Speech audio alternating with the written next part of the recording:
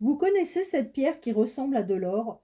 Elle n'est pas précieuse au sens classique du terme, et pourtant elle attire quelque chose de bien plus puissant que l'argent. On l'appelle l'or des fous. Mais les fous dans cette histoire, ce sont peut-être ceux qui ne l'utilisent pas en lithothérapie. Donc c'est une pyrite. Celle-là, elle est roulée. C'est une pierre qui est vraiment magnifique, qui étincelle. Elle est vraiment sublime.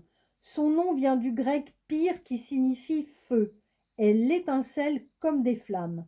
C'est un sulfure de fer qui cristallise en cube parfait, un véritable prodige de géométrie naturelle. Sa couleur jaune doré métallique, brillante mais plus froide que l'or véritable, lui a valu le surnom d'or des fous.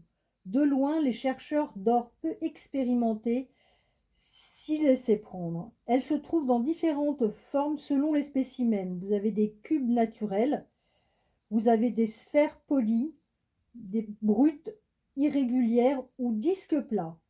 Donc celle-là, elle est plutôt donc forme, elle est polie en tous les cas, et elle a une forme un peu irrégulière, mais voilà, c'est plutôt pour moi une pierre roulée. On la trouve sur tous les continents, en Espagne, au Pérou, en Italie, sont ses principaux gisements. Les Incas l'utilisaient comme miroir pour leur rituel divinatoire, sa surface polie reflète parfaitement. Les Romains en faisaient des bijoux et des amulettes de protection pour leurs guerriers. Au Moyen Âge, les alchimistes la cherchaient pour tenter de transformer les métaux en or. Les marins la portaient comme talisman de protection et de chance lors de leur voyage. C'est donc la pierre de la prospérité et de l'abondance. Vous avez l'impression que l'argent vous fuit, que vos projets n'aboutissent jamais financièrement. La pyrite pourrait bien changer votre rapport à l'abondance. C'est la pierre de la prospérité et de l'attraction, de l'abondance par excellence, de même que la citrine. Elle aide à lever les blocages mentaux face à l'argent et à la réussite. Idéal pour accompagner le lancement d'un projet professionnel ou d'une activité. C'est aussi la pierre de la confiance et du pouvoir personnel. Elle ressemble à de l'or et elle agit sur vous comme de l'or. Elle vous donne de la valeur, de l'éclat et de la confiance. Elle renforce l'estime de soi et la confiance en ses propres capacités. Elle stimule la volonté, la détermination et la capacité à prendre des décisions. Elle aide à s'affirmer face aux autres et à défendre ses idées avec conviction. C'est aussi la pierre de la protection énergétique. Elle crée un bouclier protecteur contre les énergies négatives et les influences extérieures, particulièrement utile pour les personnes qui se sentent facilement affectées par l'énergie des autres. Son énergie est ancrée, solide et stable, comme le métal qu'elle évoque. Sur le plan physique, on l'associe au chakra du plexus solaire, ça renforce la vitalité et l'énergie générale.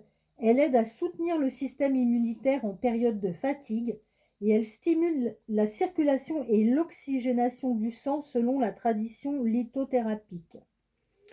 Donc vous pouvez la placer sur le bureau ou l'espace de travail, vous la posez à côté de vous pendant le travail pour attirer la prospérité et stimuler la motivation. En méditation, vous tenez la pierre dans la main, visualisez la lumière dorée qui irradie confiance et abondance. Vous pouvez aussi la mettre dans votre portefeuille, une petite pyrite dans votre sac.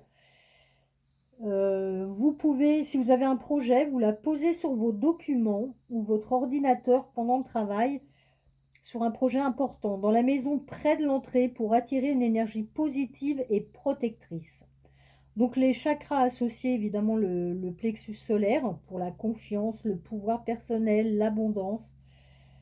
En secondaire, le chakra racine pour l'ancrage et la stabilité matérielle. Une association conseillée, donc la citrine, je vous l'ai dit tout à l'heure, c'est un duo puissant pour l'abondance et la prospérité financière. Avec l'aventurine, ça renforce la chance et les opportunités dans les projets. Avec le cristal de roche, ça amplifie toutes ses propriétés de protection et d'abondance, puisque le cristal de roche, lui, amplifie tout en fait.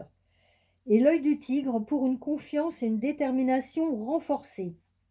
l'entretien de cette pierre. Donc, il faut faire attention. La pyrite contient donc, comme je vous l'ai dit plus haut, du fer. Elle ne doit jamais être mise en contact avec l'eau car elle s'oxyderait et rouillerait. Le nettoyage donc uniquement avec un petit chiffon doux. La purification toujours à la fumée du palo santo, le morceau de bois, hein, pas les bâtonnets. Et le rechargement donc à la lumière de la lune ou sur une plaque de sélénite. Vous évitez le soleil prolongé qui peut altérer ses reflets métalliques. Donc la manipulation, évitez de la faire tomber, elle peut se cliver et se casser malgré son apparence solide. Voilà, donc en commentaire, dites-moi vous si vous connaissez la pyrite, si vous l'utilisez, si vous l'avez sur vous. Et la semaine prochaine, je vous parlerai de la serpentine. Donc voilà, merci de liker et puis d'aller voir sur mon site pascalcorbel.fr ce que je propose. Voilà, très bonne semaine à vous.